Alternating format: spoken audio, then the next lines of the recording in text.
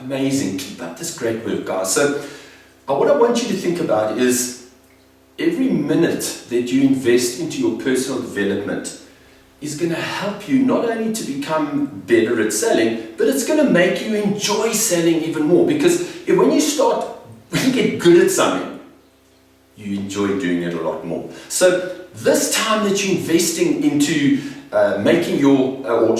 acquiring improved sales skills isn't just time to help you earn more money, but it's also going to make you happier, because we always feel happy when we do something we good at. Awesome. Okay, so let's have a look now at creating those user sales decks, right? So remember, user sales decks are all about a practical example, a demonstration, a story-driven demonstration about how our product will indeed help our customers go from a challenging, undesirable place, and it could be an acceptable place, but we could do it better, right? So to take them from there and transform their business to a more desirable place. So what is the transformation? Well, think about this. The first thing that you've got to do when you're developing user decks, or should I rather say, when you're looking at identifying customers. So if you're going to be identifying cross and upselling opportunities at existing customers, those cross and upselling opportunities, you're obviously going to say, okay, so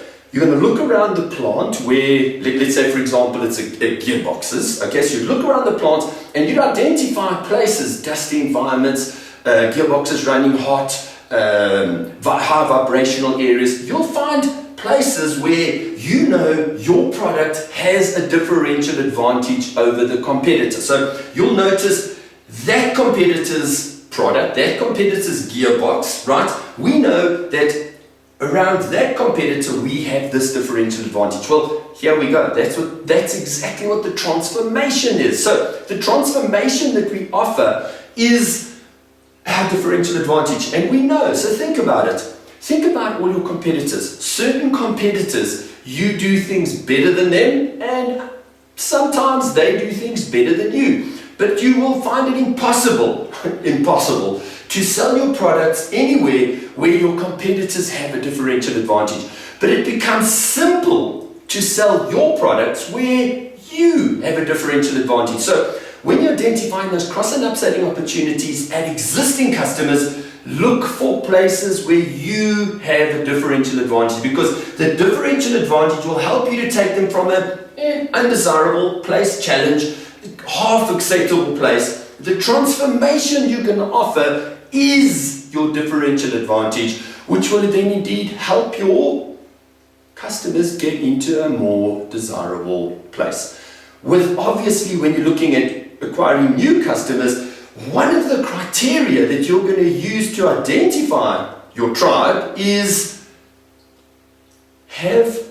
is there somebody supplying, one of my competitors supplying, who I have a differential advantage over? That has got to be one of the criteria when selecting future customers or prospects. Okay, so you want to be very clever. You want to design your user sales decks to drive adoption of your product. So remember, we've developed our C-suite to drive adoption from the top down. It's a very strategic macro look where we're going to show big change and how our product or service will help them to optimize their bottom line. So we're going to support adoption from the top down. Now our user decks are there designed to drive adoption from the bottom up. In other words, when we can show users, because of our differential advantage, how our product will put them in a more desirable, a better place because of our differential advantage, they are obviously going to support adoption from the bottom up.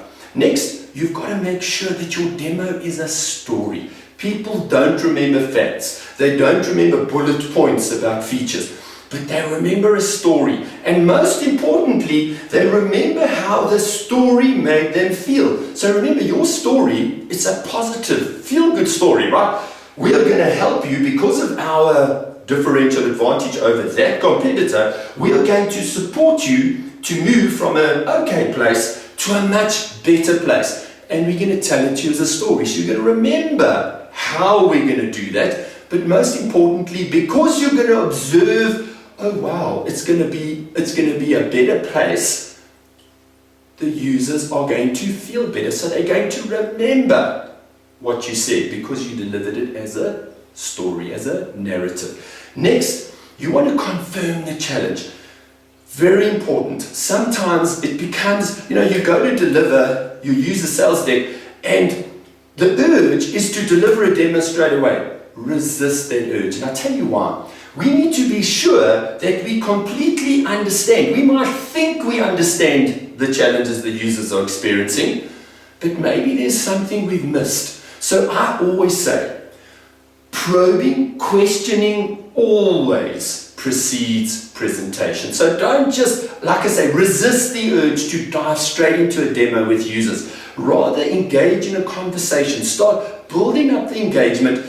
People love to feel heard. They love to feel that what they have to say is important. And remember, what the users have to say is important. It also gives you, it affirms, have I seen the challenge properly? Is there maybe something I've missed? Because by asking those questions up front, it equips you to know, have I identified the challenge correctly? And am I talking the right language here, right? Next, you want to create a question around the challenge. So you want to ask a close-ended question, like, let's say, for example, the gearbox is operating it's operating really hot, and you feel that an oil cooler would solve the challenge. What you need to do is you need to say, okay, so am I correct in saying that the challenge you're experiencing with this gearbox is that it tends to overheat, and therefore it tends to break down on a more regular basis, or whatever the case may be. You need to affirm, what is that? Turn it into a question, get a yes or a no answer to make sure. So you're going to ask open-ended questions, what, which, why, how, around understanding the challenge, and then once you think you've got it, ask that close-ended question. So if I've understood you correctly, the challenge you're experiencing is, so that you know, as you deliver your narrative-driven demonstration now, you are indeed talking to the challenge, the real challenge that they are experiencing on a day-to-day basis.